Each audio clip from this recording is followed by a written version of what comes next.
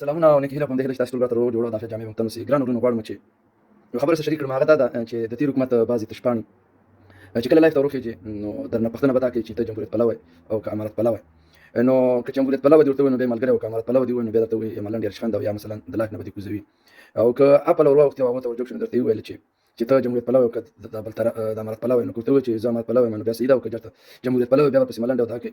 زه دغې خلکو ته په ډاګه وایم چې الحمدلله لکه څنګه چې باچا کمال صاحب دا خبره وکړله، هغه زما ډېر یو د خوښې شخص دی. هغه کس چې زه یې تعقیبوم، هغه تګلاره چې هغه لري زه یې خوښوم، او په همدې خاطر ورته بیخي احترام لرم، او ده کې د افغانیت او مسلمانیت واړه صفتونه لیدل کېږي. راځم دې خبرې ته. دا د هغه د خولې خبره ده چې زه ورسره هم فکر او هم نظر یم.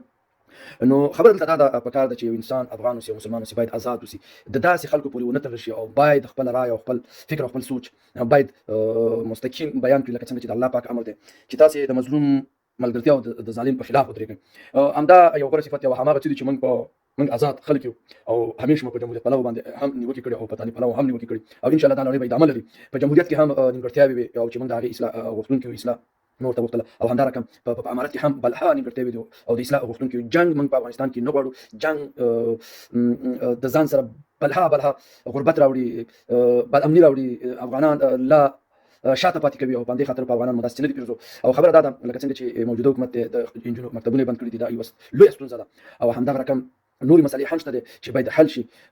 او د دې سره تېر حکومت هم دغه مشکلات درلودل چې یو بدبخته ظالم سړی به پکې اور ته رسېده، هر څه نه به یې شپې راتاو کړي وي، او مقصد د یو ولس پیسې به یې خوړلې، او همغه خلک چې پیسې یې درلودلې، واک یې درلوده، هغوی په همغې چوکۍ او باچایۍ باندې ناست وو. نو او هغومره میلیارډونه چې راتلل د دوی تر منځ تقسیمېدل، د هغه بدبختۍ د تېر حکومت. نو همدغه علت دی چې موږ په هغه وخت کې هم دا نه دي ویلي چې موږ جمهوریت پلوی او بل یا امارت پلوی، ولې چې دا د یو صحیح مسلمان نښه نه ده، ولې چې یو وخت کې دواړه نیمګړتیاوې لري، پکار ده چې باید حق وویل شي.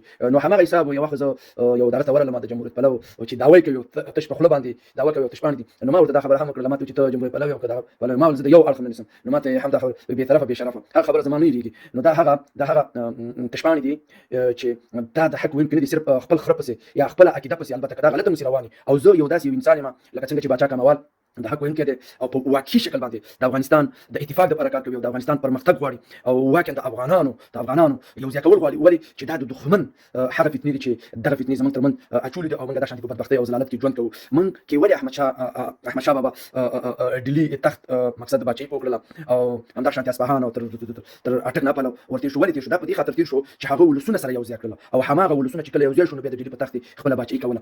نو خبره دلته دا ده چې موږ او تاسو سره واحد او یو ځای نه شو، نو موږ هېڅکله د کامیابۍ څکه نشو کولی. او همدغه علت دی چې موږ کې خلک راځي او موږ سره جلا کوي، او کله چې یوه ځل نو بیا د ماتېدلو دپاره ډېر یعنې ماتېدل یې ډېر اسانه وي. نو زموږ غوښتنه دا ده چې موږ باید ټول خفه او مرور ټول سره په خوله، او همدغه علت دی چې موږ په موجوده حکومت همیشه کړی، او چې تاسې باید اتفاق دپاره کار وکړئ، د یووالي دپاره کار وکړئ، او که دا مو ونه کړلو ناکام یاستئ لکه د نورو په شان، او هېڅکله کامیابېدیا نه شئ. دا وې زما خبرې په همدې هیله چې د زړه په غوږونو مو اورېدلي. په رب مو سپارم ښه ادب آباد او سرلوړي او کامیابه اوسئ. ما در سره په خپلو نیکو دعاو کې اساتئ.